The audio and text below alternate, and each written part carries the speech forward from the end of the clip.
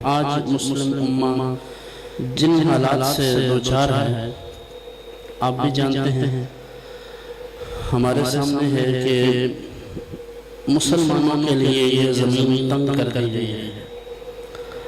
اور اس روئے زمین پر جہاں بھی آگ برس رہی ہے، جہاں پر بھی جنگ لگی ہے، وہ جنگ صرف اور صرف مسلمانوں کے ساتھ ہے۔ تو روئے زمین پر جہاں بھی مسلمان موجود ہیں ان کے لیے زمین تنگ کر دی گئی ہے، ہم لوگ اس سے بے خبر ہیں۔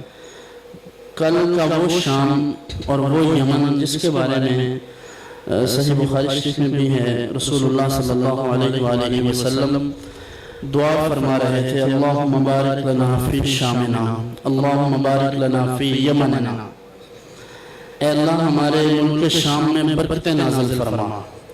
اور حضور دعا فرما رہے تھے یمن کے لیے، یا اللہ ہمارے یمن میں برکت نازل فرما۔ آج وہی شام اور وہی یمن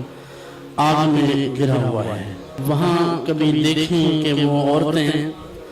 جنہوں نے اپنی بچے گود میں اٹھائے ہوئے ہیں، ایک بچی کو دیکھا، ایک عورت کو کہ اس نے اپنی بچی اٹھائی ہوئی ہے اور اس بچی کا سر ہی نہیں ہے۔ مجھے بتائیں اس ماں کے دل پر کیا گزرتی ہوگی جس کی بچی اس کے ہاتھوں میں ہے لیکن اس کا دماغ ہی نہیں ہے، اس کا سر اڑ گیا ہے، اور ایک بچہ بڑا ہے اور اس کا والد دیکھ رہا ہے، لیکن اس کے بچے کے جسم کے دو حصے ہو چکے ہیں، دو ٹکڑے ہو چکے ہیں۔ کیا وہ ہمارے بھائی نہیں ہیں؟ انہیں تکلیف ہو تو ہمیں تکلیف نہیں ہونی چاہیے، ہمیں ہونی چاہیے، لیکن ہم اپنی مستی میں مست ہیں، ہمیں کوئی غرض نہیں ہے ان سے۔ ہماری نوجوان قوم کو بس دو چار گانے مل جائیں اور ڈرامے مل جائیں دیکھنے کو، اور جو کسر رہ جاتی ہے وہ کرکٹ نکال دیتی ہے کہ جب ہم اس طرف دیکھتے ہیں تو لوگوں کا اتنا رجحان ہوتا ہے، اور پھر ہماری جو مغرب کے ساتھ محبت ہے، جس انداز میں ہم ان کے ساتھ محبت کا اظہار کرتے ہیں، گالیاں بھی ان کو دیتے ہیں اور پیروی بھی انہیں کی کرتے ہیں۔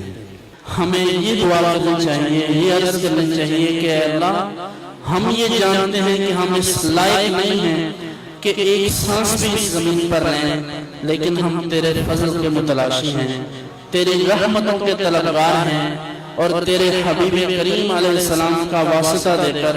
ان کے مبارک وسیلے سے تیری بارگاہ میں دعا کرتے ہیں کہ ہمیں معاف فرما دے،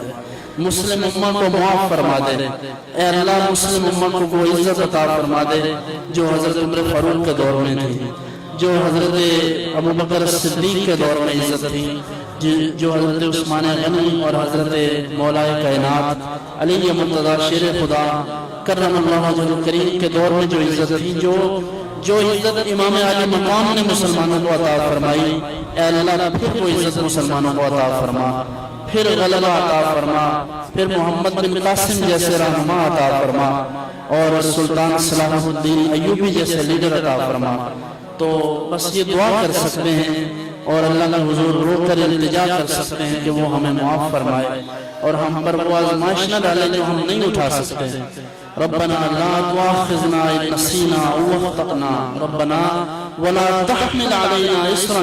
كما حملته على الذين من قبلنا، اے اللہ ہم پر وہ بوجھ نہ ڈال جو ہم سے پہلے لوگوں پر تو نے ڈالا، حضور کے توسل سے ہمیں معاف فرما۔